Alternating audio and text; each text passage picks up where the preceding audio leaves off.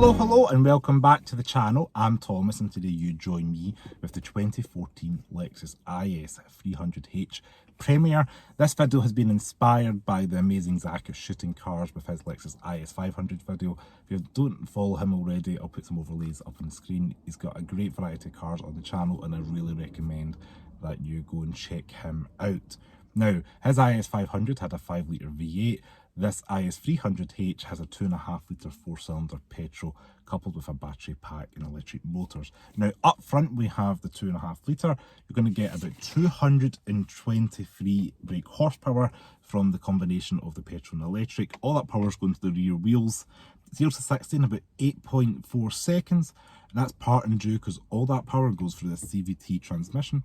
Yes, it is a Toyota Lexus jigsaw shifter that we have seen in previous models. Now let's start off with the interior. Up front we've got a gauge cluster that is nice and classy. We've got two large gauges, one that shifts with power charge and eco mode, temperature gauge in the far left. We've got a nice little small LCD screen in the middle that shifts through things like your warning messages, media, whatever it may be. Speedo on the right, and in the far right we've got your fuel gauge as well. The bezels themselves have got this kind of anodized metallic finish, which is also throughout the rest of the cabin. Over in the steering wheel, the left hand side, we do have your volume controls and your radio switch controls, same as your call buttons. And on the right hand side there, we've got the buttons there to switch through the menus. Just below that, we do have the cruise control, which is a stock, which is crazy to see because my 2004 Lexus SE430 had a very similar stock. And then on the right hand side there, we've got an air vent that's squared off, covered in the same anodized material that's on the gauge cluster and on the steering wheel. Just below that, we do have an odometer button as well as a button there for the brightness of the gauge cluster. And then just below that, we do have some blanked buttons, which I'm not sure what they would be because the Premier is the top trim at the time, but we do have an ASC button which pumps in some fake V6 noises, parking button if you want to turn off the parking sensors, and a blind spot monitoring button as well, which can deactivate them, which is the little lights on the mirrors. And then below that again, we do have a trunk release or a boot release button, push that in, or a bonnet release catch, which you can just pull up. On the door itself, we do have 3 settings for the memory seats. And then on the driver's door, we do have auto fold mirrors, electrically controlled mirrors. We've got door locks, unlocks, and then we've got 4-way electric windows, and even the driver's window has got a little bump in it so you can feel it, during the driving at night, or just when you're driving, you know what button is for the driver. All the materials on the door card are nice kind of blend of this kind of iodinized plastic material again. We've got nice puffy leather where your elbow's going to be, and up top it is a little bit scratchy. And we do have a door bin down there just for a small bottle of water. In the middle of the car, we do have the infotainment screen. It is the smaller screen of the time. The facelifted IS got the larger screen that you've seen maybe in like the IS, GS and LC, etc. It's worth noting that that screen is not touchscreen, neither does it have Apple CarPlay nor Android Auto, but it is powered and connected to the wonderful Mark Levinson sound system, which is a really great feature.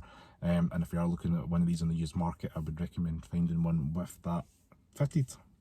Below that, we do have 2 square air vents, again covered in that nice anodized material, and we've got an analog clock that says Lexus in it, which is a really classy touch. Below that, we do have the climate control buttons. That is dual zone, it is air conditioning, and there's even a button for auto to let the car figure out where to direct the air. And we've got these little slidey things here which allow you to slide your finger up and down to change the temperature.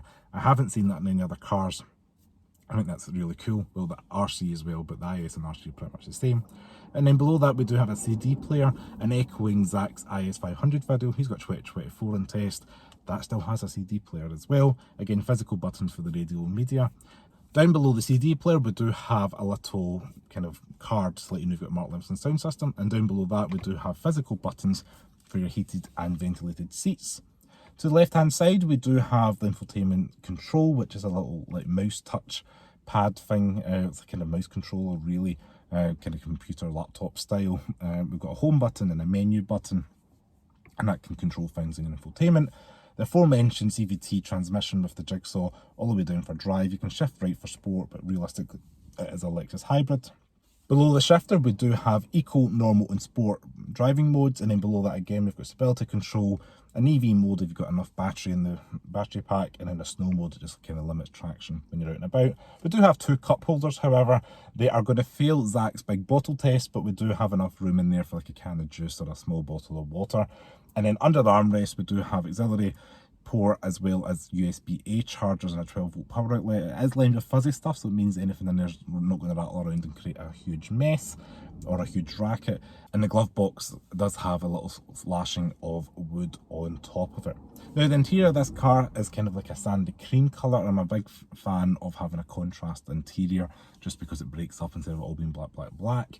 I do like the kind of lashings of wood, this anodized kind of material, which is great because you think 2014 everybody was doing black gloss plastic, and Lexus kind of stayed away from that back then. So we've got this kind of brush wood look and this kind of anodized material throughout the cabin, chrome door handles, and it kind of all complements well.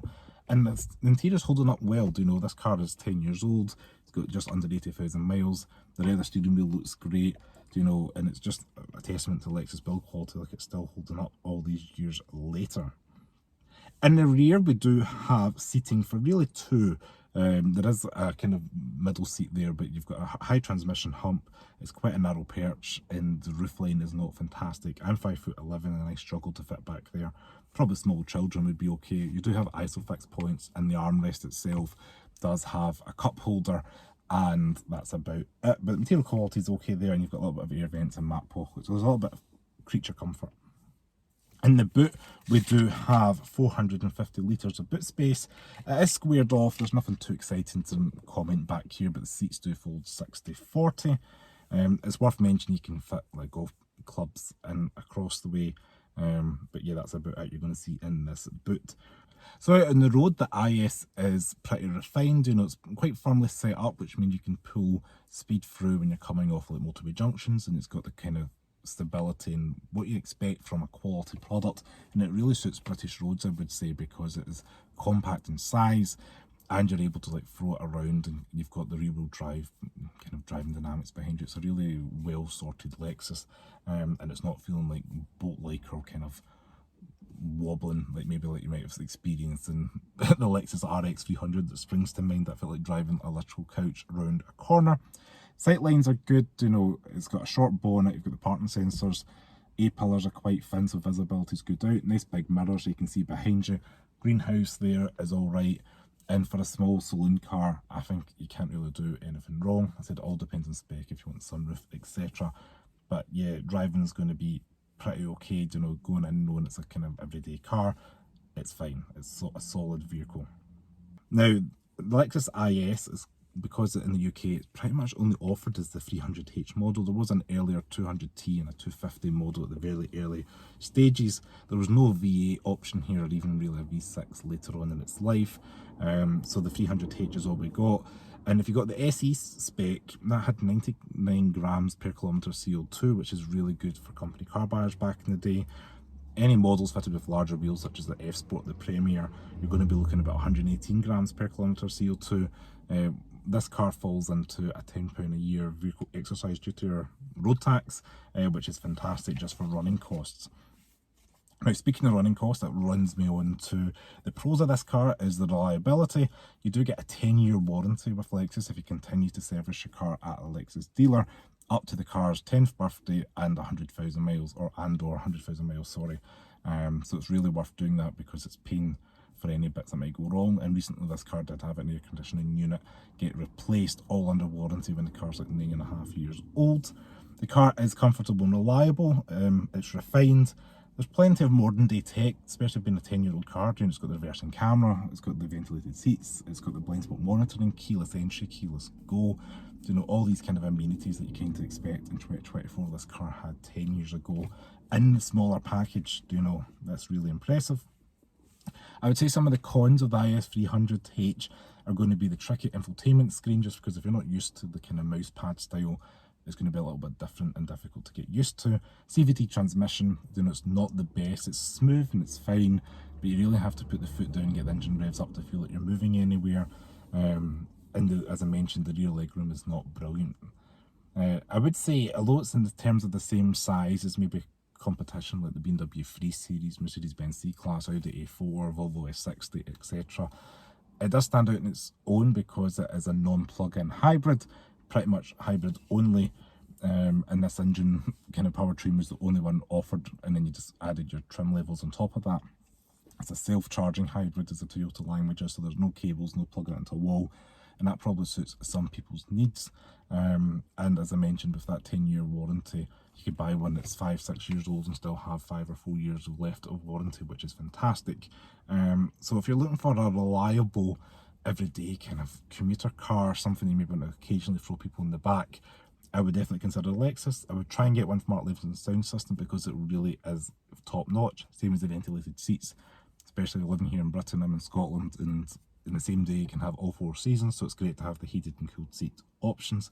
So I just want to say thank you so much for watching this Lexus video on the Lev Lexus channel. If you like Lexus or a Lexus enthusiast, give me a thumbs up, subscribe to the channel below, comment your thoughts on Lexus IS, and I'll see you next video. Ciao.